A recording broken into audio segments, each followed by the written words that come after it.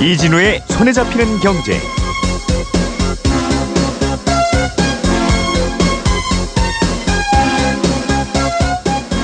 안녕하십니까, 이진우입니다.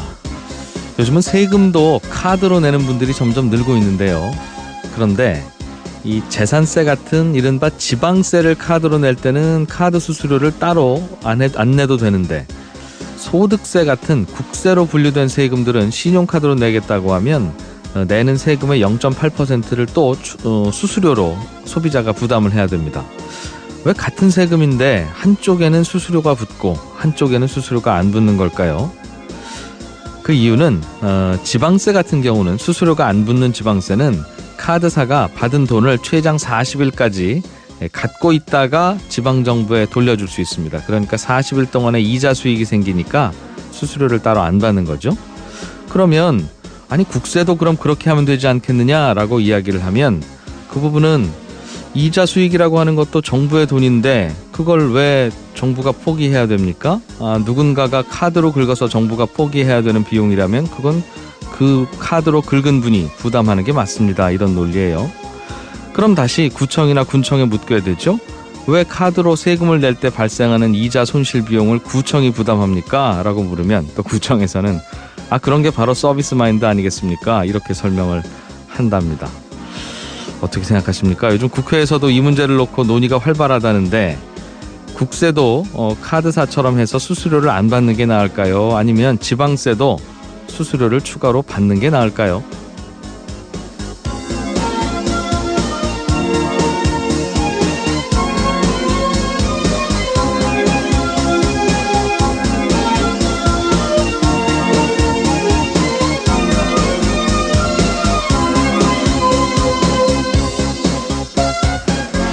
이렇게 생각하면 이런 것 같고, 또 저렇게 바라보면 저런 것 같고, 경제 문제는 참 이래서 풀기가 어려운 것 같습니다.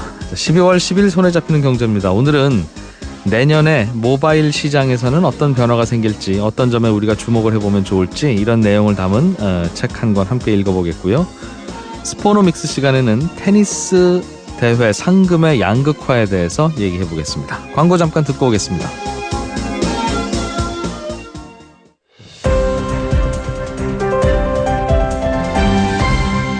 이진우의 손에 잡히는 경제. 네, 경제 관련 서적을 하나씩 뽑아서 저자로부터 직접 이야기를 들어보는 손경제 북클럽 시간입니다.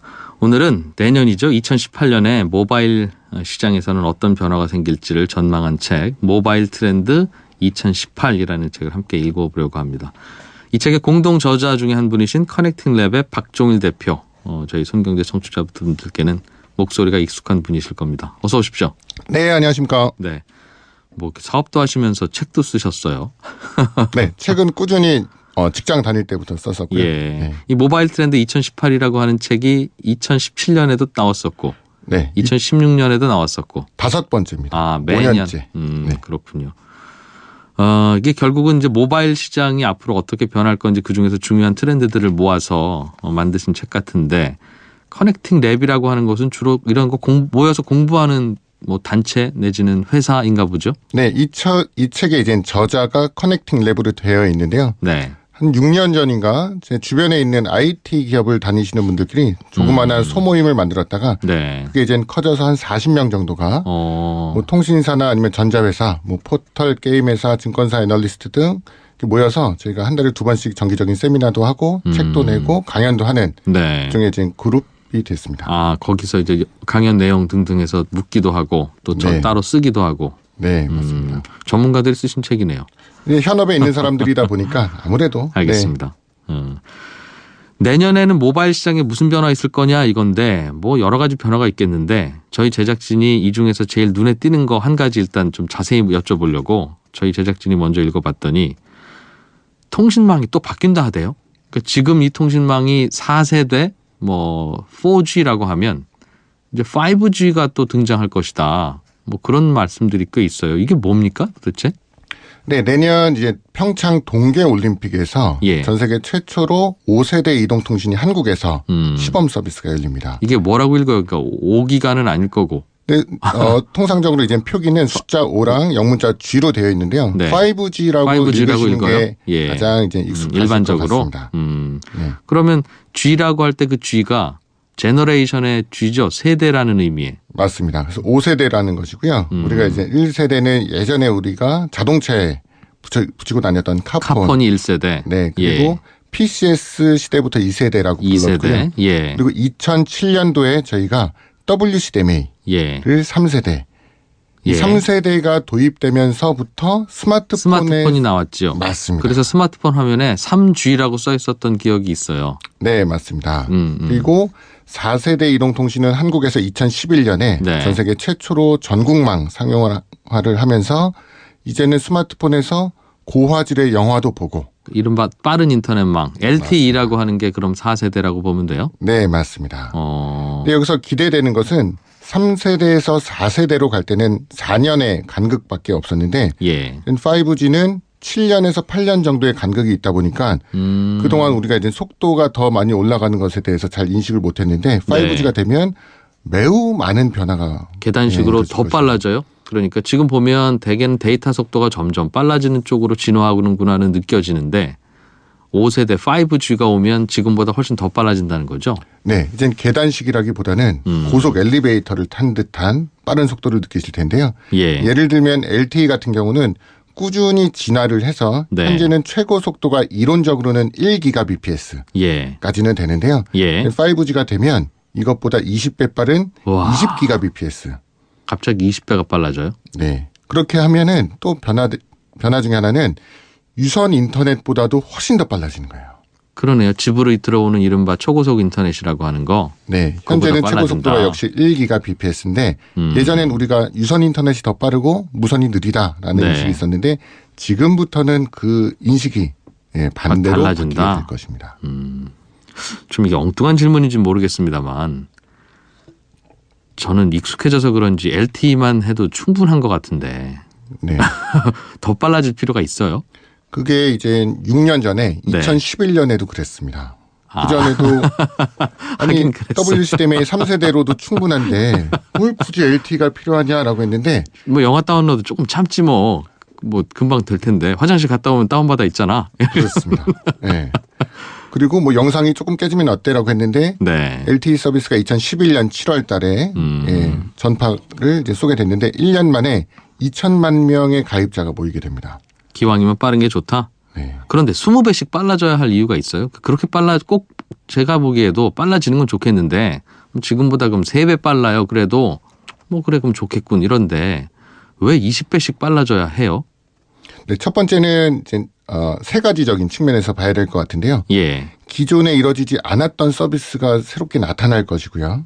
예를 들면 3세대에서 4세대로 가면서 네. 어떤 현상이 발생했냐면 이제는 텔레비전을 모바일로 보는 시대가 열린 거예요. 그렇죠. 안 끊기니까. 안 끊기니까. 예. 그리고 프로야구 중계도 TV보다는 지하철에서 출퇴근 시간에 보시는 분들도 많고 거실 필요 없어졌죠 이제. 그리고 나서는 사실은 안타까운 말씀이지만 방송국들이 힘들어졌어요. 네. 본방 사수를 더 본방사수 이상 할 필요가 없으니까. 그렇죠. VOD 서비스나 클립과 같은 예. 짤 영상이라고 하죠. 그런 것들이 더 활성화됐었고요. 아주 몹쓸 기술이군요. 네, 그렇습니다. 예. 반면에 팟캐스트 같은 경우가 더 많은 언제든지 그래서 또 필요할 네. 때 들을 수 있으니까. 이진의 손경제 팟캐스트 청취자들이 더 늘어나시는 계기가 되었고요. 근데 이 5세대가 되면 가장 주목하는 서비스 중에 하나가 증강현실, 가상현실 서비스입니다. 그건 뭐예요? 그러니까 예전에는 우리가 프로야구 중계를 볼 때 그냥 단편적인 영상을 보는데요. 예. 향후에는 이 예를 들면 투수의 위치에서 야구 경기장을 360도로 다 볼 수가 있습니다.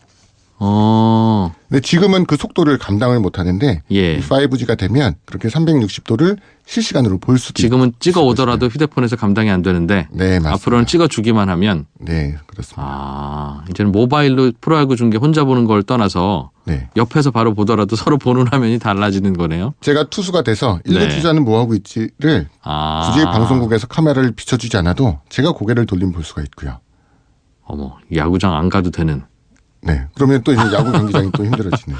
예, 그게 이제 첫 번째 특징은 이제 속도를 통한 차별화된 서비스가 나올 것이다. 증강현실이 가능해질 것이다. 네, 맞습니다. 예. 또 하나는 지연성이라고 해서 네. 얼마나 실시간에 가깝게 데이터를 처리할 것이냐.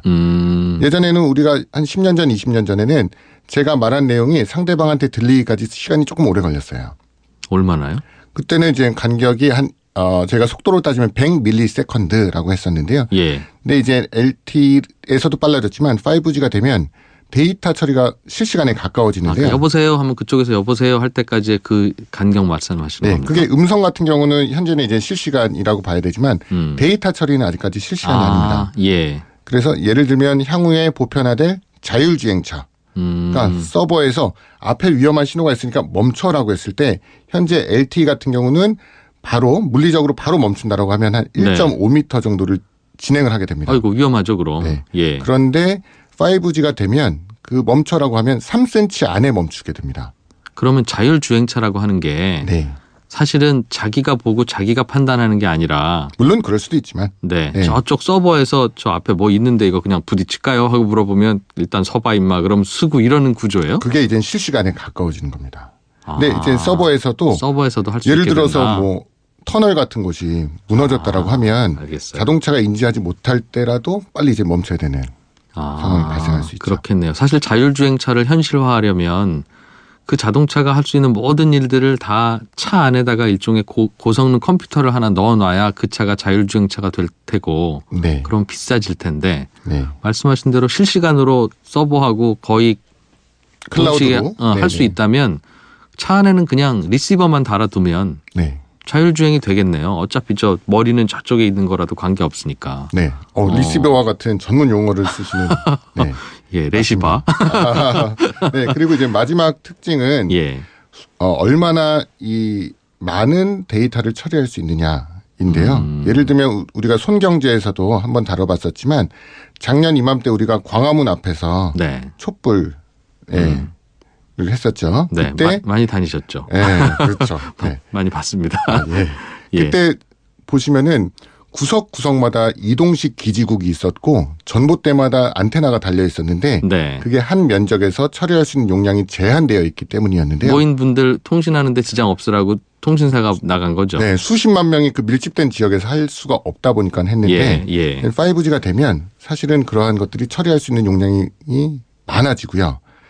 현재 LTE까지는 우리가 이 면적에서 사람이 쓰는 스마트폰이 몇 대인가 네. 정도가 추산되는데 향후에 사물 인터넷이나 혹은 도로 위에 있는 뭐 자전거, 네. 자동차가 모두 통신 장비로 바뀌게 연결된다라고 하면 더 많은 용량이 필요할 텐데. 맞습니다. 근데 기존 LTE망과 기술로는 그거 다 커버 안 된다 이 말이에요? 네, 맞습니다. 그래서 지금은 우리가 인구수 비례해서 5천만, 6천만만 수용하면 되지만 예. 향후에는 모든 사물마다 모든 자동차마다 통신 장비가 들어가면 수억 개의 연결이 필요할 수도 있는데요.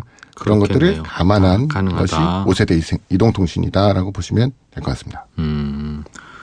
사실은 우리 저 CCTV 같은 게 곳곳에 다 있긴 있는데 네. 그 CCTV의 얼굴을 누가 누군지 사실은 분석하기에는 너무 시간도 많이 걸리고 데이터도 충분치 않아서 근데 앞으로 이게 발전하면 실시간으로 박 대표님 저기 가시네. 저쪽에서 우회전 하시네. 하는 것도 일일이 다 볼 수 있겠어요.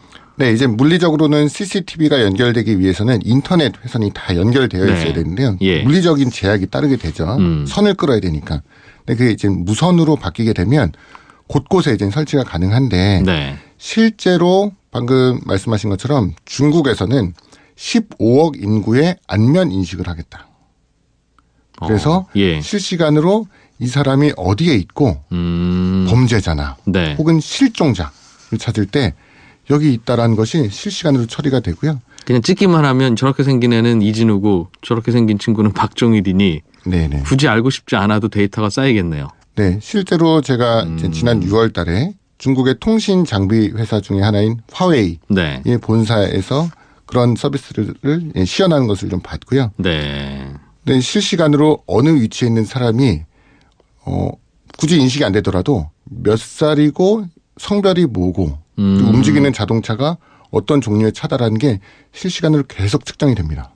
그 말은 근처 마케팅에도 활용할 수 있다는 뜻이군요. 마케팅도 있지만 가장 네. 중요한 것은 도시 안전 서비스에서도 쓸 수가 있습니다. 그렇죠. 치안과 보안이 확인될 테니. 네, 맞습니다. 그러한 것들이 5세대가 되면 지금보다 더 활성화되는 시대가 올 것이다라고 보고 있습니다. 그러면 이게 뭐 자세대가 다른 거면 기존에 있는 기지국들 다 뽑고 다시 만들어야 되나요? 네, 기본적으로 이제 장비들은 다 바꿔야 되고. 네, 되는데 바꾼다라는 표현보다는 예. 기존에도 3세대, 4세대, 심지어는 2세대 이동통신 쓰시는 분들이 있기 때문에 기존 장비는 유지를 하고요. 거기에 추가로 뭘 더 달아요? 투자를 하게 됩니다. 기지국에다. 네네. 그 돈 많이 들지는 않아요? 많이 들죠. 많이 들고 예. 예전 같았으면은 많은 공간이 필요합니다. 우리가 서버나 예. 이런 것처럼 그러한 장비들을 놔야 되는 공간도 많이 필요하고 전기도 많이 필요했는데요. 네. 최근에는 네트워크 기술이 진보하면서 공간도 조금밖에 차질 안 하고요. 전기도 예전보다 조금만 차지하게 됩니다. 네. 그래서 비록 추가 투자를 하더라도 많은 비용이 들겠지만 기술의 진보에 따라서 예전보다는 좀 줄었다라고 그것까지는 아니고. 있습니다. 물론 이제 통신사가 투자를 담당하고 있기 때문에 부담스러운 것은 사실이겠지만 어차피 이제 새로운 기술을 통해서 새로운 비즈니스를 할 수 있는 기회도 열리게 될 것입니다. 20배 빠르다고 해서 20배 많이 돈 투자해야 되는 건 아니다? 네, 맞습니다. 다행이네요. 이게 지금 다른 나라에서도 먼저 하고 있는 나라가 있어요? 아니면 하게 되면 우리나라가 처음입니까? 네, 주요 IT 선진국 회사들이 이 5세대 이동통신의 주도권을 잡기 위해서 네. 많은 노력들을 하고 있는데 예전 같았으면은 우리가 1세대, 2세대, 3세대까지만 해도 미국이나 유럽, 우리가 뭐 노키아나 모토로라라고 기억하고 있던 회사들이 네. 많은 부분들을 좀 주도했었다. 먼저 했었죠. 네, 했었는데 3세대가 넘어가면서부터 한국이 전 세계 최초로 3세대, 4세대 상용화 서비스를 하면서 한국이 많이 주도했었어요. 그 위에서 한국이 스마트폰 시장 1위도 하게 됐고요. 삼성전자, 네. LG전자의 활약으로. 예. 그리고 뭐 넥슨, NC소프트, 뭐 넷마블과 같은 글로벌 모바일 게임 회사들도 많이 생겼고 뭐 네이버의 라인이나 카카오와 같은 모바일 서비스가 많이 활성화된 계기가 됐는데 지금부터가 문제입니다. 이 5세대 이동통신은 우리보다 항상 늦게 네트워크 진화를 했던 중국에서 네. 5세대 이동통신만큼은 한국보다 앞서가겠다. 먼저 하겠다. 라고 선언을 했고요. 예를 들면 4세대 이동통신 같은 경우는 중국이 한국보다 2, 3년 늦게 했지만 예. 지금은 가입자 수가 한국보다 10배, 20배 많아질 그거야 정도로. 뭐 인구 많으니까. 예. 많아질 뿐더러 그 속에서 알리바바, 바이두, 텐센트와 같은 회사가 성장하면서 10억 명 정도 되는 베이스가 있다면 더 다양한 걸 하겠죠. 네, 예. 단순히 네트워크의 진화뿐만 아니라 그 위에 달려가는 플랫폼 사업자나 컨텐츠 사업자들의 주도권이 또 바뀌게 됩니다. 네. 그래서 5세대 이동통신은 한국에서 가장 견제해야 될 혹은 지켜봐야 할 대상이 중국의 통신사고요. 중국 회사들. 네. 우리도 곧 한다면서요? 평창 동계올림픽 때 하면 당장 내년 2월 아닙니까? 네, 물론 이제 시범 서비스는 한국이 먼저 하게 될 것 같고요. 예. 근데 중요한 것은 이제 상용화 서비스. 전 국민이 다 쓰는 거. 네. 그거는 언제래요? 2019년에 이 상용화 서비스를 위한 것들을 18년까지 준비하겠다. 뭐 주파수를 어떻게 배분하겠다거나 네. 뭐 과학기술정통부에서 뭐 그러한 로드맵을 발표를 하기도 했었고요. 예. 18년 하반기 혹은 19년에 이 되면 이제 상용화 서비스가 시작될 것이라고 보고 있고요. 네, 역시 중국에서도 많이 서두르지 않을까라는 생각을 하고 앞으로 있습니다. 짧으면 1년, 길면 1년 반 후에는 5세대 이동통신으로 가입자도 받고. 네, 맞습니다. 그렇게 된다. 네. 그러면 지금 막 휴대폰 바꾸려는 분들은 네. 야 이거 자칫하면 보통 휴대폰은 한 2, 3년 쓰는데 지금 그 휴대폰 가지고 나중에 뭐만 바꾸면 계속 쓸 수 있는 거예요? 아니면 나 5세대 쓰고 싶어 하면 기존에 쓰던 건 버려야 됩니까? 그러니까 가솔린 자동차 타다가 전기 자동차 타는 거랑 비슷한 것처럼요. 버려야 된다는 말이네요. 네, 다시 바꿔야 되고요. 통상적으로 예. 핸드폰 한 2, 3년 쓰시는데 네. 그 5세대가 나오면 처음에 단말기가 좀 비싸겠죠. 싸질 때쯤이 되면 사시면 되니까 지금 바꾸셔도 됩니다. 네. 알겠어요. 항상 누구나 최첨단을 하는 건 아니니까. 네, 맞습니다. 그런데 책에 보니까 이런 발전이 자동차 업계에도 큰 영향을 줄 것이다. 이렇게 써 있어요. 말씀하신 대로 이 5G 5세대 이동통신이 터지기 시작하면 자율주행차들이 많이 나와서 그런 거예요? 그런 방향입니까? 네, 자율주행차가 되기 위해서는 기본적으로는 인터넷에 연결이 다 되어야겠죠. 예. 그러니까 물론 자동차가 자체적으로 인식하는 것도 있지만 아까 말씀하신 것처럼 서버와의 실시간으로 연결되는 부분이 중요하고요. 네. 자동차 간에도 통신을 합니다. 내가 갈 테니까 깜빡이 넣듯이 예. 내가 갈 테니까 네가 속도를 낮춰줘라라는 것들도 있을 것이고요. 이제는 그럼 운전자가 양보하지 마 이거 판단 안 하고 자동차가 자동차의 성격을 컨트롤할 수 있다고 하면 또 이제 오늘은 화난 모드 이렇게 올리고 나면 양보 잘 안 하는 거고. 네. 그것만 결정을 하면. 네, 그런 것처럼 자율주행차가 되면은 네. 그때부터 또 다른 세상이 열립니다. 자동차가 제3의 공간으로 바뀌게 되는데요. 우리가 제1의 공간은 집, 가정입니다. 제2의 공간은 학교나 직장이 될 것이고요. 기존에는 우리가 출퇴근 시간은 사실 공간으로 취급하지 않았는데 네. 자동차 내에서 자율주행이 되면 내 눈과 귀와 손이 자유로워집니다. 그러네요. 그러면 이동하는 시간 동안 텔레비전도 볼 수가 있고 네. 쇼핑도 할 수가 있고. 근데 이제 문제는 예전에는 운전하시는 분들이 라디오를 많이 듣고 팟캐스트를 들었는데 이제는 눈이 자유로워지다 보니까 네. 영상을 보시게 되고 쇼핑을 하게 되고 그러다 보니까 최근에 한국의 네. 네이버나 카카오 같은 회사를 비롯해서 글로벌한 구글, 바이두, 알리바바와 같은 회사들이 이 자율주행과 혹은 자동차 안에서 벌어지는 서비스에 대해서 많은 투자를 하고 있습니다. 자동차 타면 딱 우리 화면 켜지고 그 안에서 메뉴 고르게. 네, 끊김없이 자기네들의 서비스를 이용할 수 있도록 하는 것이 그렇겠어요. 목적입니다. 화면을 선점하면 네. 거기서 결정이 되겠네요. 화면을 선점하고 또 하나는 시간을 선점합니다. 예를 들어서 집에 있을 때는 예전에는 텔레비전이 시간을 지배했었어요. 근데 지금은 텔레비전 앞에서 온 가족이 핸드폰으로 각자가 원하는 영상을 보는. 네. 그래서 텔레비전한테 갖고 있던 주도권이 모바일에 뺏겨버렸습니다. 집에서는. 학교에서도 이제 모바일이 많이 대체했는데 자동차 안에서는 운전할 때는 할 수 있는 게 없어요. 네. 라디오를 듣거나 팟캐스트를 들어야 되는데 그 시간마저도 이제는 IT 기업들이 자기의 시간으로 만들겠다. 시간 점유율이라고 얘기를 하는데요. 쉐어 오브 타임이라는 개념이 있습니다. 눈 떠 있는 하루에 16시간, 18시간을 누가 점유할 것이냐. 마지막 영역이었던 자동차 영역이 자율주행차가 되면 그때부터 바뀌게 될 것입니다. 자동차 안에서 홈쇼핑 광고도 할 것이고 다양한 일이 벌어지겠네요. 정말. 맞습니다. 빨리 안 왔으면 좋겠습니다. 이제는 보는 라디오 시대가 열려서 이진우 기자님을 보면서도 할 수 있고. 네. 그렇군요. 자, 오늘은 모바일 트렌드 2018의 공동 저자이신 커넥팅랩의 박종일 대표와 함께 2018년 모바일 트렌드 중에 중요하다고 꼽으신 5세대 이동통신의 미래에 대해서 들어봤습니다. 박종일 대표였습니다. 고맙습니다. 네, 감사합니다.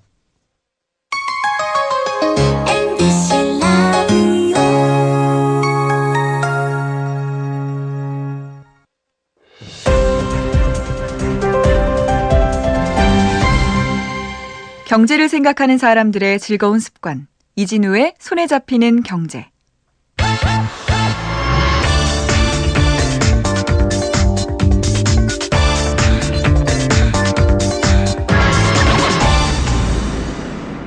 스포츠 속에 숨어있는 재미있는 경제 이야기 들어봅니다. 스포노믹스, 오늘도 이종훈 스포츠 평론가 나오셨습니다. 어서 오십시오. 안녕하십니까. 감기가 좀 걸리셨다가 나은 목소리입니다. 조금. 사실 주초까지만 해도 네. 다른 방송 들으신 분들은 아시겠지만 저 목소리 정말 듣기 힘들었을 정도인데 지금은 좀 나아졌네요. 근데 힘든 건 네. 감기가 들면 왜 일찍 푹 자라 그러잖아요. 예. 근데 스포츠 경기들이 주로 새벽에 있기 때문에 일찍 푹 잘 수가 없다는 겁니다. 예. 자, 오늘은 어떤 종목 이야기 갖고 오셨습니까? 오늘은 테니스입니다. 테니스. 네. 얼마 전에 이제 한국 테니스의 희망이라고 불리는 정현 선수가 올해 남자 프로 테니스 투어 대회에서 번 상금 규모가 발표가 됐는데 네. 104만 50만 달러. 우리 돈으로 따지면 한 11억 3천만 원 정도 돼요. 근데 이게 대회 한 곳에서 아니요. 받은 올해 거예요? 올 시즌 내내 올해 전체 예. 투어 대회 다 뛰어서 번 수입인데, 근데 대한민국 남자 선수로는 이영택 선수 이후로 정말 드물게 테니스 상금 100만 달러 시대를 열어서 크게 화제가 된 바가 있습니다. 그래서 오늘은 테니스와 관련된 돈 이야기, 테니스 상금에 대해서 한번 이야기해 볼까 합니다. 요즘엔 달러가 약세라 그래서 그래도 104만 달러면 우리 돈으로 치면 11억 원이 넘는데 네. 작년에 벌었으면 12억이 넘는 돈이죠. 그렇죠. 예. 테니스 대회가 상금이 좀 센 편인가 봅니다. 세죠. 4대 메이저 대회라고 불리는 US 오픈, 윈블던, 프랑스 오픈, 호주 오픈 이 4개 대회의 총 상금 규모만 합해도 1억 달러가 넘어요. 1억 달러면 이것도 1,000억 원이 넘는 거잖아요. 그렇죠. 1,100억 원 이상 되는 이걸 돈인데 매년 근데 이 대회의 상금 규모가 매년 10% 이상 증가하고 있거든요. 네. US 오픈 같은 경우는 90년도와 비교를 해보면 1990년도와 비교하면 작년에 한 493%, 한 500% 가까이 상금이 올랐어요. 아, 상금이 그렇게 갑자기 올라요? 아니, 90년과 비교해 봤을 때니까. 90년에서 90년이라고 해도 그렇죠. 그렇죠. 그래서 매년 10% 이상씩 오르고 있기 때문에 앞으로도 이 테니스 4대 메이저 대회 총 상금 규모는 네. 더 커지면 커진다. 뭐 절대 줄어들지 않는다 이렇게 보시면 됩니다. 상금이 많은 스포츠 경기하면 저는 상식적으로는 골프가 좀 많다. 네, 많은 분들이 들었어요. 그렇게 생각하시죠. 네. 그런데 골프하고 비교해 보면 테니스 쪽 상금이 많은 겁니까? 골프가 많은 겁니까? 많은 분들이 이제 생각하실 때는 골프의 상금이 더 클 거다 이렇게 생각을 하시는데 네. 메이저 대회만 놓고 보면 정반대예요. 테니스 상금이 압도적으로 더 많아요. 그래요. US 오픈을 예로 한번 들어볼게요. US 오픈 같은 경우에 테니스와 골프 양쪽의 최다 상금 규모를 자랑하는 대회거든요. 남자 골프 같은 경우 PGA 대회 최다 상금 대회가 바로 이 US 오픈이고 네. 테니스 역시 마찬가지로 메이저 대회 중에 최다 상금이 이 US 오픈인데요. US 오픈 남자 골프의 총 상금이 1,200만 달러. 네. US 오픈 여자 골프 상금이 500만 달러. 그러니까 남녀 합계 1,700만 달러예요. 달러. 예. 근데 US 여자 오픈. 그러니까 테니스는 남녀 대회가 같아요. 예. 그리고 총 상금도 같이 나누거든요. 예. 똑같이 나누기 때문에 US 오픈 하나를 비교를 해야 되는데 US 오픈 테니스 같은 경우 올해 총 상금이 5,040만 달러. 오, 3배나 많네요, 테니스가. 그렇죠. 남녀 US 오픈 골프 대회를 합한 것보다 3배, 예. 3배 이상, 3배 가까이 더 많은데. 그럼 테니스 잘하는 선수와 골프 잘하는 선수가 만나서 네. 너 요즘 돈 얼마나 버냐 그러면 당연히 테니스 선수가 돈 많이 벌겠네요. 총 상금 수입만 따지면. 그러니까 뭐 광고 수입이나 부대 그거야 뭐, 그렇죠. 자기가 그건 다를 수 투자한 있는데. 사업들 이런 것들에 따라서 수입이 달라질 수 있지만 근데 이제 테니스 황제라고 불리는 로저 페더러가 있고 골프 황제는 타이거 우즈잖아요. 네. 이 두 선수가 각각의 종목에서 이제 총 상금 수입이 가장 많은 선수인데 테니스 황제 로저 페더러 같은 경우에 총 상금 수입이 얼마 전에 1억 1,042만 6,682달러 우리 돈으로 1,206억 원을 기록을 했어요. 상금으로만. 네. 그래서 골프 황제 타이거 우즈를 제쳤다라는 뉴스가 나오면서 화제가 되기도 했죠. 야. 혹시라도 나중에 네. 신이 존재한다면 너한테 운동 재능을 하나 줄 테니 너 무슨 종목 하면 좋겠느냐? 그러면 기억하고 있다가 당연히 테니스라고. 최고의 재능을 준다면 예. 테니스를 해야 돼요. 특히 그러네요. 여자들 같은 경우는. 그러니까 세레나 윌리엄스, 비너스 윌리엄스 자매 아시죠? 윌리엄스 네. 자매. 예. 그 여자 테니스계의 최강자로 유명한데 이 윌리엄스 자매 같은 경우에 이 아버지가 정말 오로지 돈만 보고 이 두 자매에게 테니스를 시킨 거예요. 그렇게 해서 되게 이 녀석들 운동의 취미나 소질은 있을 것 같은데 네. 지금부터는 뭘로 키워도 그러면 선수인 건데. 그렇죠. 기왕이면 그래서 이제 골프를 시키지 않고 테니스를 네. 시켰던 이유 중에 하나가 테니스는 남녀 상금이 똑같다. 그러네요. 여자도 1위를 하면 예. 남자만큼 번다. 근데 다른 종목은 남녀 상금의 차별이 심하다. 예. 그러니까 이 테니스를 하는 게 내 두 딸의 미래를 보장할 수 있는 길이다. 라고 생각해서 전략적으로 테니스를 시켰는데 네. 근데 많은 분들이 자녀들을 운동시킬 때 돈을 많이 벌려면 그럼 테니스 시켜야 되겠다 이렇게 생각하실 수 있는데요. 예. 그렇게 생각하시면 큰 오산입니다. 그건 절대 아닙니다. 왜요 또? 이 테니스는 예. 아까 말씀드렸지만 최상위권 선수가 된다면 좋아요. 더 많이 벌 수 있어요. 근데 어느 종목이나 최상위권 선수 되는 건 비슷하게 어렵지 않습니까? 네, 근데 이제 테니스는 그 어떤 종목보다도 빈익빈 부익부 양극화가 심한 종목이라 그래서 최정상급이 아니면 정말 돈 벌기 힘든 종목 중에 하나입니다. 그러니까 왜 이런 현상이 나오냐면 테니스는 메이저 대회 상금이 거의 다 쏠려 있어요. 앞서 메이저 대회 상금은 그 골프 대회 예. 골프 투어보다 많다 그랬잖아요. 네. 근데 남자 프로 테니스 투어 전체 상금은 PGA 투어 상금보다 작아요. 아, 그래요? 네. 그 대회마다 그 상금 격차가 그렇죠. 크군요. 그러니까 메이저 대회 같이 권위 있는 대회들은 상금이 어마어마하게 큰데 상금이 밑으로 내려오면 내려올수록 너무 뒷골이가 되는 거예요. 그러다 보니까 메이저 대회에서 좋은 성적을 기대하기 힘든 선수들, 그러니까 세계 랭킹 한 100위권 언저리에 있는 선수들은 1년에 20만 달러 벌기도 벅차요. 빈부격차가 크군요. 네. 아까 예를 들어서 이제 아까 정현 선수 이야기했잖아요. 정현 선수가 올해 104만 50만 달러 벌었다 그랬잖아요. 50달러 벌었다 그랬잖아요. 네. 근데 정현 선수가 현재 세계 랭킹 58위예요. 예. 근데 국내에서 정현 선수 다음으로 세계 랭킹이 높은 선수가 권순우 선수라고 있는데 예. 이 선수가 세계 랭킹이 168입니다. 네. 근데 이 권순우 선수가 올해 벌어들인 수입이 얼마일까요? 국내에선 2위인데. 네. 세계 랭킹 격차는 크죠. 근데 세계 랭킹이 우리 국내 선수들 중에는 제일 높은 정현 선수가 1년에 한 11억 번다고 하니까 글쎄요. 한 5억 아니요. 더 쓸까요? 세계 랭킹 100위권 밖으로 가면 테니스 선수는 정말 돈 벌기 힘들다 그랬잖아요. 20만 달러 벌기도 힘들다 그랬잖아요. 권순우 선수가 168인데 네. 올해 벌어들인 수입이 6만 1,090달러예요. 대회 상금으로 1,900달러예요. 그러니까 한 우리 돈으로 하면 6,777만 원 정도 벌었어요. 야, 한 명은 11억 넘게 벌고 네. 두 번째 잘하는데 우리나라에서 네. 한 명은 7천만 원이 채 안 되고. 네. 그러니까 랭킹만큼이나 상금 수입의 이 격차가 크다 이렇게 볼 수 있는 거죠. 그렇군요. 한 7천만 원 남짓이면 거기서 세금도 뗄 테니까. 네. 그리고 대회 참가하려면 또 본인이 비행기표 사야 되겠죠? 그렇죠. 뭐 이동수단, 뭐 그다음 식대, 숙박 이것저것 경비 많이 들어가죠. 웬만한 샐러리맨보다 낫다고 보기도 쉽지 않네요. 그렇죠. 이게 뭐 그 총 수입만 보면 네. 샐러리맨보다 낫다고 볼 수도 있는데, 근데 세후 수입을 봐야죠. 세후와 경비 수입을 제외해야 되는데 경비를 예. 제외하다 보면 별로 손에 쥐는 돈이 얼마 안 돼요.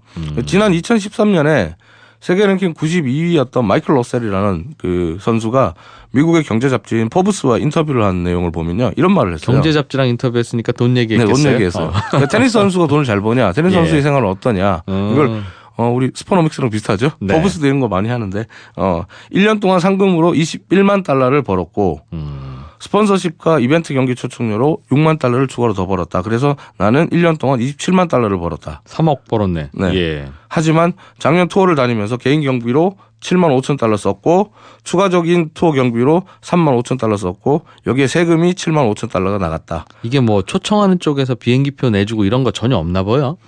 자기가 대회 참가할 때는 ATP 대회 참가할 남자 프로 테니스 투어 대회 참가할 때는 자기가 자비로 들어가야죠. 그리고 대회 때마다 예. 라켓 이 줄을 바꾸고 묶어야 되잖아요. 근데 예. 이게 한 번 할 때마다 300달러 이상이라 작년 1년 동안 전부 합해서 9,000달러가 나갔다. 그러니까 러셀 말대로 하면 이 러셀은 1년 동안 27만 달러, 우리 돈으로 한 2억 9천만 원 가까운 돈을 벌었지만 네. 19만 4천 달러, 2억 2천만 원 가까이를 세금과 각종 경비로 지출했다 이 말이에요. 그러네요. 세금 한 8천만 원 냈고 네. 뭐 비행기표 숙박료 이런 거에서 한 4천만 원 썼고. 그러니까 본인 입장에서는 어떻게 보면 예. 1년 동안 해서 손에 쥔 돈은 7천만 원 정도라는 거죠.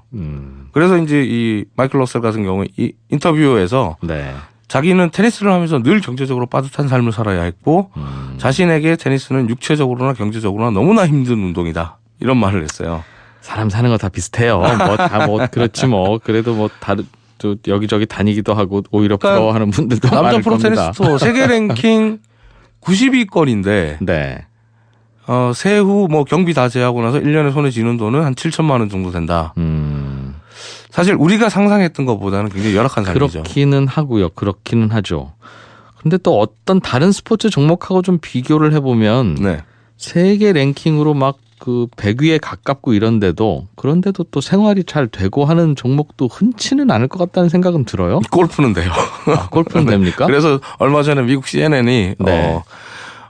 자녀들을 운동을 시킬 거면 자녀가 세계 최정상급의 레벨이 아니라면 네. 테니스보다는 골프를 시키는 게 낫다. 왜요? 상금도 많지 않은데 골프는 왜? 총 상금 규모가 많기 때문에. 분배를 많이 해줘요? 네. 분배 자체가 이제 어떻게 보면 하위권 선수들에게 분배가 좀 오히려 골프가 낫다고 보는 거죠. 근데 골프도 뭐 말씀드린 대로 특히 여자 골프 같은 경우는 예. 정말 정상급 선수가 아니면 이것저것 경비 빼고 나면 참 힘들어요. 그것도. 근데 테니스 같은 경우는 이런 양극화 문제가 너무 심하다 보니까 이 해결책을 찾기 위해서 좀 오랫동안 고민해 왔어요. 네. 실제로 선수위원회에서 파업도 불사하겠다. 지금 같은 이 문제를 뭐 해결해 주지 않으면 한 사람한테 상금 몰아주는 이거 좀 바꾸자. 그리고 뭐 특정 대회, 메이저 대회. 그러니까 소위 정상급 기량의 선수들만 상금을 독식해 갈 수 있는 메이저 대회에 상금이 몰빵되는 이런 상황을 좀 막아달라라고 이야기를 해왔었고 그 결과 이제 남자 프로 테니스 투어 ATP에는 다른 투어 종목에서 보기 힘든 한 가지 특이한 상금 체제가 하나 있어요. 그게 뭐냐면 바로 기권한 선수에게도 상금을 준다는 겁니다. 참가 신청만 하면 안 뛰어도? 네, 기권을 해도. 그럼 꼴찌도 상금 준다는 거예요?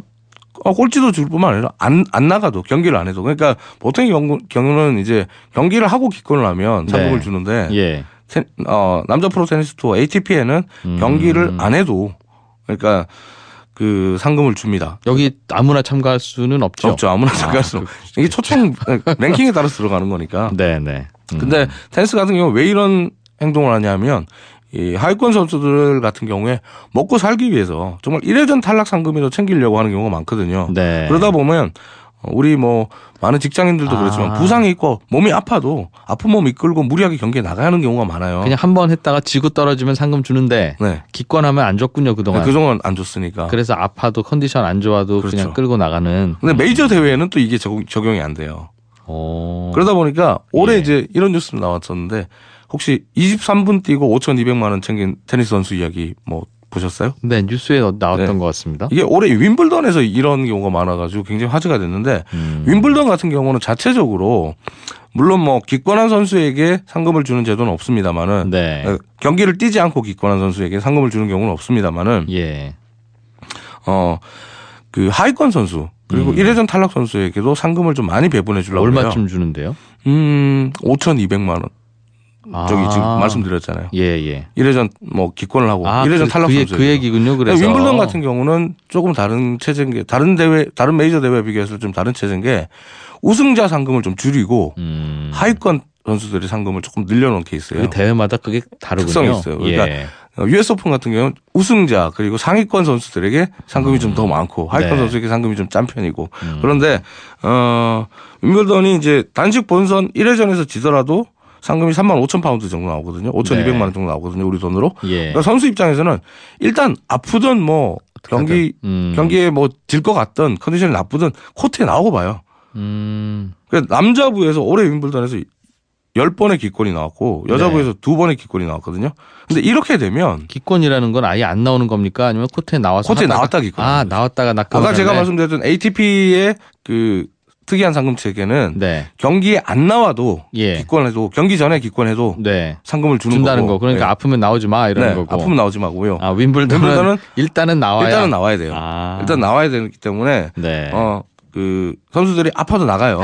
근데 문제는 이렇게 하면 관중들이나 시청자 입장에서 이게 뭐야?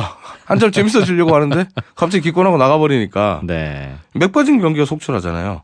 그래서 이제 지금 ATP 투어 같은 경우에는 부상 중인 선수가 본선 1회전 경기 시작에 앞서 기권하더라도 부상이라는 사유서만 확실히 제출하면 어차피 기권할 거니까 1회전 패배 상금은 그대로 줍니다. 합리적이네요. 이렇게 하면 이제 사실 선수 보호가 되는 거죠. 경기에 뛸 몸 상태가 아닌 선수가 무리하게 코트에 나와서 허무하게 기권하는 사례도 줄일 수 있고요. 그럼 23분 뛰고 5,200만 원 챙긴 이 선수는 23분 만에 기권했던 거예요. 그렇죠. 그럼? 몇 번 랠리하고 그냥 기권하는 거예요. 그리고 이게 또 문제가 뭐냐면 윈블던의 메이저 대회에서 경기에 나온 선수에 한해서 이제 그 1회전 탈락 선수 기권을 하더라도 상금을 주다 보니까 선수들이 이렇게 악용하는 경우도 있습니다. 어떻게 되냐면 경기 해보다가 내가 질 것 같잖아요. 기권해버려요. 뭐 그렇겠어요? 굳이 내가 3시간 4시간 뛸 필요가 뭐 있냐. 근데 그 나온 중에 좀 뛰고 가지 많이 아프지 않아요? 그러니까 이게 스포츠맨의 정신, 스포츠 정신에도 위배된다라는 비난도 많아요. 이거 어떡합니까 그럼? 그렇다고 기권하면 안 주게 하면 또 뭐 계속 형편없는 경기가 될 거고. 대안이 뭐 어떻게 하겠다는 거예요? 그래서 올해 이 문제가 워낙 화제가 됐기 때문에 이제 그 앞으로는 메이저 대회에서 1회전에서 랠리 몇 번 하고 뭐 돈 챙겨가는 그런 모습은 기권해서 돈 챙겨가는 그런 모습을 좀 보기 좀 힘들 것 같은데 당장 내년 1월에 열리는 호주 오픈 같은 경우는 경기 도중에 기권하는 선수에게는 메인 매치가 제 시간에 열리지 못하게 만들었다는 제목으로 페널티를 줍니다. 그래서 1회전 상금의 절반만 지급하는 걸로 규정을 바꿨어요. 그러니까 그 경기 도중에 기권하면 확보된 상금의 절반밖에 안 나온다는 거죠. 그런데 이게 그건 어떻습니까? 테니스 경기에는 혹시 뭐 내기 같은 거 내기로 도박하고 이러는 건 없어요? 많죠. 우리나라 스포츠 토토처럼 많죠. 그 유럽이나 미국 같은 경우에는 거의 모든 종목에 걸죠. 돈을 배팅을 하죠. 그럼 나는 내가 기권할 걸 내가 알면 친구한테 나 오늘 기권할 거거든. 잘 걸어. 그게 제일 문제예요. 할 수 있겠어요. 그래서 개인적으로 지금 메이저 대회들이 그 오히려 기권을 하려고 하는 선수들을 옥죄는 방법을 택하고 있는데 이게 지금 잘못하면 지금 말씀하신 문제 승부 조작이라는 또 다른 비극을 만들어낼 수 있어요.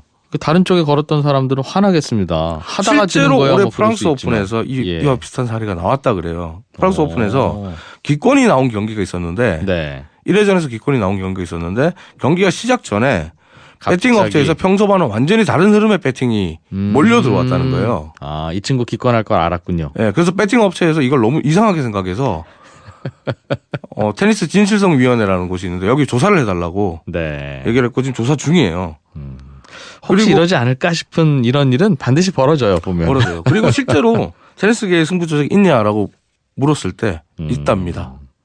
이 세계 200위권 선수인 아일랜드 출신의 오원 케이시라는 선수가 있는데 네. 이 선수가 라디오에서 그 테니스계의 승부 조작이 존재하냐라는 질문에 존재한다라고 얘기를 했어요. 200위권 선수면 테니스만 쳐서는 생계 유지하기 그렇죠. 어렵겠네요. 예. 근데 이 승부 조작은 큰 메이저 대회에서 일어나는 게 아니라 보통 상금이 적은 프로투어 대회, 그러니까 사람들이 잘 모르는 관심 없는 네. 이런 대회에서 많이 나온다 그래요. 그러니까 실제로 아까 말씀하신 것처럼 상금이 낮은 뭐 총상금 수입이 적은 이 낮은 레벨의 프로투어 뭐 선수들 같은 경우에는 네. 이런 유혹을 떨치기가 힘들다는 거죠. 그러니까 상금 규모를 올려주지 않으면 야. 선수들이 유혹에 휩쓸릴 수밖에 없고 잘못하다가는 프로 테니스계 전체가 공멸할 수 있는 승부 조작 파문이 수면 위로 올라올 수도 있다는 거예요. 근데 어쨌든 테니스가 그 전 세계 프로 투어 종목 중에서 양극화, 부익부 빈익빈이 가장 심한 종목이니까 네. 선수 복지 차원에서라도 이 부분은 분명히 해결해야 될 문제고 승부 조작에 관한 이 오원 케이시의 조언은 테니스계가 분명히 귀담아 들을 필요가 있다고 생각을 합니다. 이정훈 스포츠 평론가였습니다. 고맙습니다. 감사합니다. 네, 손에 잡히는 경제 지금까지 이진우였습니다. 저는 내일 월요일 오전 11시 10분에 또 오겠습니다. 휴일에도 함께해 주신 청취자 여러분 고맙습니다.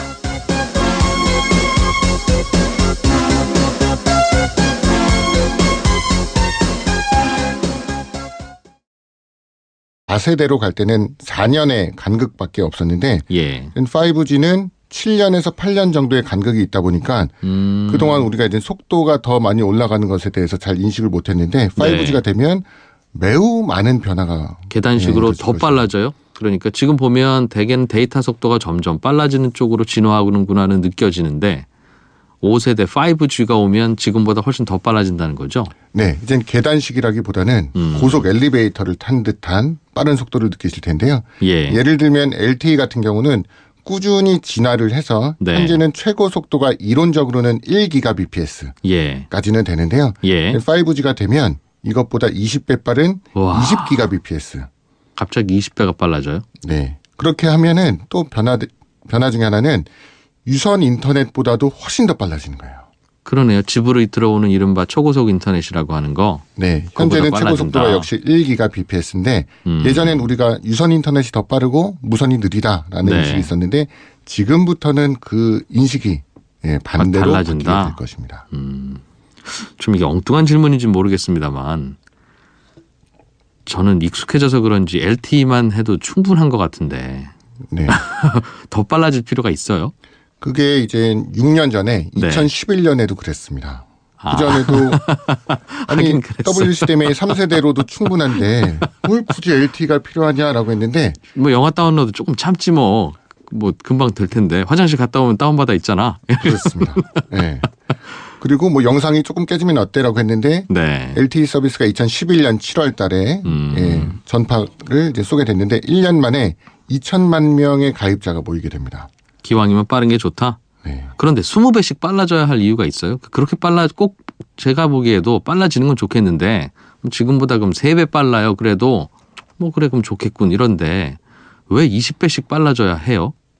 네, 첫 번째는 이제 세 가지적인 측면에서 봐야 될 것 같은데요. 예. 기존에 이뤄지지 않았던 서비스가 새롭게 나타날 것이고요. 예를 들면 3세대에서 4세대로 가면서 네. 어떤 현상이 발생했냐면 이제는 텔레비전을 모바일로 보는 시대가 열린 거예요. 그렇죠. 안 끊기니까. 안 끊기니까. 예. 그리고 프로야구 중계도 TV보다는 지하철에서 출퇴근 시간에 보시는 분들도 많고 거실 필요 없어졌죠 이제. 그리고 나서는 사실은 안타까운 말씀이지만 방송국들이 힘들어졌어요. 네. 본방 사수를 더 본방사수 이상 할 필요가 없으니까. 그렇죠. VOD 서비스나 클립과 같은 예. 짤 영상이라고 하죠. 그런 것들이 더 활성화됐었고요. 아주 몹쓸 기술이군요. 네, 그렇습니다. 예. 반면에 팟캐스트 같은 경우가 더 많은 언제든지 그래서 또 필요할 네. 때 들을 수 있으니까. 이진의 손경제 팟캐스트 청취자들이 더 늘어나시는 계기가 되었고요. 근데 이 5세대가 되면 가장 시장에서는 어떤 변화가 생길지를 전망한 책 모바일 트렌드 2018이라는 책을 함께 읽어보려고 합니다. 이 책의 공동 저자 중에 한 분이신 커넥팅랩의 박종일 대표, 저희 손경제 청취자분들께는 목소리가 익숙한 분이실 겁니다. 어서 오십시오. 네, 안녕하십니까. 네, 뭐 사업도 하시면서 책도 쓰셨어요.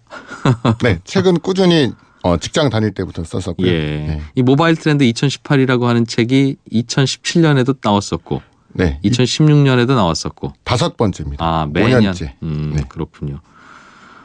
이게 결국은 이제 모바일 시장이 앞으로 어떻게 변할 건지 그 중에서 중요한 트렌드들을 모아서 만드신 책 같은데, 커넥팅 랩이라고 하는 것은 주로 이런 거 모여서 공부하는 뭐 단체 내지는 회사인가 보죠? 네, 이 책에 이제 저자가 커넥팅 랩으로 되어 있는데요. 네. 한 6년 전인가 제 주변에 있는 IT 기업을 다니시는 분들끼리 조그마한 소모임을 만들었다가 네. 그게 이제 커져서 한 40명 정도가 뭐 통신사나 아니면 전자회사, 뭐 포털 게임회사, 증권사 애널리스트 등 모여서 저희가 한 달에 2번씩 정기적인 세미나도 하고 책도 내고 강연도 하는 네. 일종의 이제 그룹이 됐습니다. 거기서 이제 강연 내용 등등해서 묻기도 하고 또 네. 따로 쓰기도 하고. 네, 맞습니다. 전문가들이 쓰신 책이네요.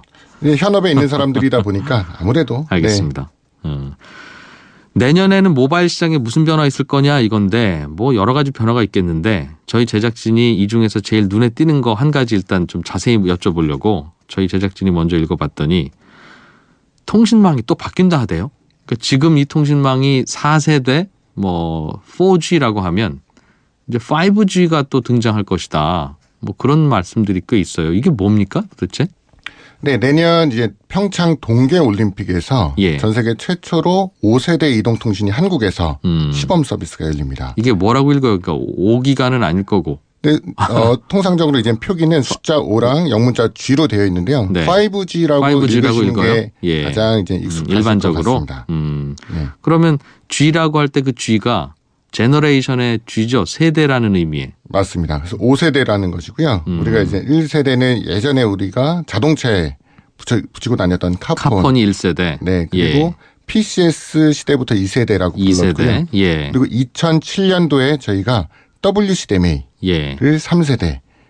예. 3세대가 도입되면서부터 스마트폰이 나왔죠. 맞습니다. 그래서 스마트폰 화면에 3G라고 써 있었던 기억이 있어요. 네, 맞습니다. 그리고 4세대 이동통신은 한국에서 2011년에 네. 전 세계 최초로 전국망 상용화를 하면서 이제는 스마트폰에서 고화질의 영화도 보고 이른바 빠른 인터넷망 LTE라고 하는 게 그럼 4세대라고 보면 돼요? 네, 맞습니다. 근데 여기서 기대되는 것은 3세대에서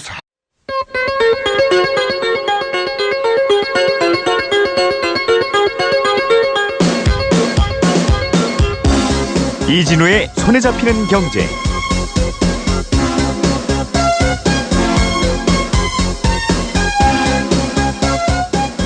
안녕하십니까, 이진우입니다. 요즘은 세금도 카드로 내는 분들이 점점 늘고 있는데요. 그런데 이 재산세 같은 이른바 지방세를 카드로 낼 때는 카드 수수료를 따로 안 내도 되는데, 소득세 같은 국세로 분류된 세금들은 신용카드로 내겠다고 하면 내는 세금의 0.8%를 또 수수료로 소비자가 부담을 해야 됩니다. 왜 같은 세금인데 한쪽에는 수수료가 붙고 한쪽에는 수수료가 안 붙는 걸까요? 그 이유는 지방세 같은 경우는 수수료가 안 붙는 지방세는 카드사가 받은 돈을 최장 40일까지 갖고 있다가 지방정부에 돌려줄 수 있습니다. 그러니까 40일 동안에 이자 수익이 생기니까 수수료를 따로 안 받는 거죠. 그러면 아니 국세도 그럼 그렇게 하면 되지 않겠느냐라고 이야기를 하면 그 부분은 이자 수익이라고 하는 것도 정부의 돈인데 그걸 왜 정부가 포기해야 됩니까? 누군가가 카드로 긁어서 정부가 포기해야 되는 비용이라면 그건 그 카드로 긁은 분이 부담하는 게 맞습니다. 이런 논리예요. 그럼 다시 구청이나 군청에 묻게 되죠. 왜 카드로 세금을 낼 때 발생하는 이자 손실 비용을 구청이 부담합니까? 라고 물으면 또 구청에서는 그런 게 바로 서비스 마인드 아니겠습니까? 이렇게 설명을 한답니다. 어떻게 생각하십니까? 요즘 국회에서도 이 문제를 놓고 논의가 활발하다는데 국세도 카드사처럼 해서 수수료를 안 받는 게 나을까요? 아니면 지방세도 수수료를 추가로 받는 게 나을까요?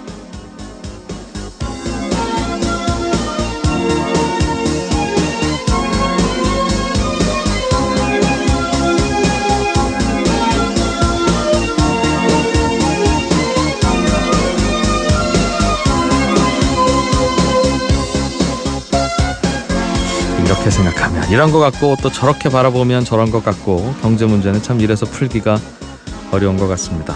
12월 10일 손에 잡히는 경제입니다. 오늘은 내년에 모바일 시장에서는 어떤 변화가 생길지 어떤 점에 우리가 주목을 해보면 좋을지 이런 내용을 담은 책 한 권 함께 읽어보겠고요.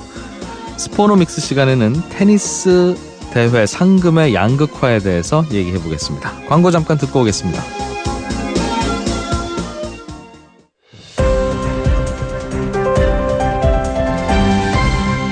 이진우의 손에 잡히는 경제. 네, 경제 관련 서적을 하나씩 뽑아서 저자로부터 직접 이야기를 들어보는 손경제 북클럽 시간입니다. 오늘은 내년이죠. 2018년에 모바일 경제에서도 한번 다뤄봤었지만 작년 이맘때 우리가 광화문 앞에서 네. 촛불 했었죠. 네, 그때 많이 다니셨죠. 네, 그렇죠. 네. 많이 봤습니다. 예. 예. 그때 보시면은 구석구석마다 이동식 기지국이 있었고 전봇대마다 안테나가 달려 있었는데 네. 그게 한 면적에서 처리할 수 있는 용량이 제한되어 있기 때문이었는데요. 모인분들 통신하는데 지장 없으라고 통신사가 나간 거죠. 네, 수십만 명이 그 밀집된 지역에서 할 수가 없다 보니까 했는데 예. 5G가 되면 사실은 그러한 것들이 처리할 수 있는 용량이 많아지고요. 현재 LTE까지는 우리가 이 면적에서 사람이 쓰는 스마트폰이 몇 대인가 네. 정도가 추산되는데 향후에 사물 인터넷이나 혹은 도로 위에 있는 뭐 자전거, 네. 자동차가 모두 통신 장비로 바뀌게 연결된다라고 하면 더 많은 용량이 필요할 텐데. 맞습니다. 근데 기존 LTE망과 기술로는 그거 다 커버 안 된다 이 말이에요? 네, 맞습니다. 그래서 지금은 우리가 인구수 비례해서 5천만, 6천만만 수용하면 되지만 예. 향후에는 모든 사물마다 모든 자동차마다 통신 장비가 들어가면 수억 개의 연결이 필요할 수도 있는데요. 그런 그렇겠네요. 것들을 감안한 것이 가능하다. 5세대 이동통신이다라고 보시면 될 것 같습니다. 사실은 우리 저 CCTV 같은 게 곳곳에 다 있긴 있는데 네. 그 CCTV의 얼굴을 누가 누군지 사실은 분석하기에는 너무 시간도 많이 걸리고 데이터도 충분치 않아서 근데 앞으로 이게 발전하면 실시간으로 박 대표님 저기 가시네. 저쪽에서 우회전하시네 하는 것도 일일이 다 볼 수 있겠어요. 네, 이제 물리적으로는 CCTV가 연결되기 위해서는 인터넷 회선이 다 연결되어 네. 있어야 되는데요. 예. 물리적인 제약이 따르게 되죠. 선을 끌어야 되니까. 근데 그게 이제 무선으로 바뀌게 되면 곳곳에 이제 설치가 가능한데 네. 실제로 방금 말씀하신 것처럼 중국에서는 15억 인구의 안면 인식을 하겠다. 그래서 예. 실시간으로 이 사람이 어디에 있고 범죄자나 네. 혹은 실종자를 찾을 때 여기 있다라는 것이 실시간으로 처리가 되고요. 그냥 찍기만 하면 저렇게 생긴 애는 이진우고 저렇게 생긴 친구는 박종일이니 네네. 굳이 알고 싶지 않아도 데이터가 쌓이겠네요.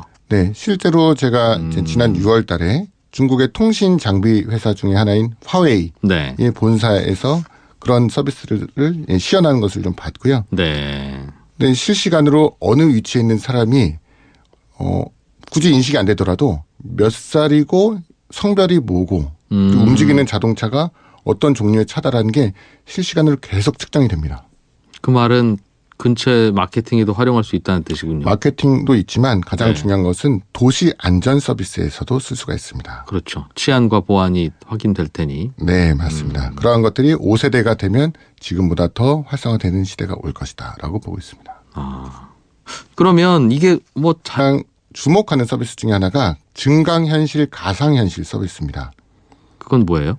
그러니까 예전에는 우리가 프로야구 중계를 볼 때 그냥 단편적인 영상을 보는데요. 예. 향후에는 이 예를 들면 투수의 위치에서 야구 경기장을 360도로 다 볼 수가 있습니다. 근데 지금은 그 속도를 감당을 못 하는데 예. 5G가 되면 그렇게 360도를 실시간으로 볼 수도 지금은 있습니다. 찍어 오더라도 휴대폰에서 감당이 안 되는데 네, 맞습니다. 앞으로는 찍어 주기만 하면 네, 그렇습니다. 이제는 모바일로 프로야구 중계 혼자 보는 걸 떠나서 네. 옆에서 바로 보더라도 서로 보는 화면이 달라지는 거네요. 제가 투수가 돼서 1루 네. 주자는 뭐 하고 있지를 굳이 방송국에서 카메라를 비춰주지 않아도 제가 고개를 돌리면 볼 수가 있고요. 어머, 야구장 안 가도 되는.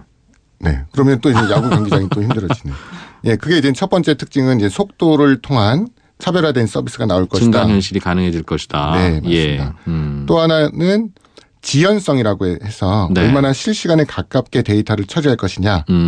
예전에는 우리가 한 10년 전, 20년 전에는 제가 말한 내용이 상대방한테 들리기까지 시간이 조금 오래 걸렸어요.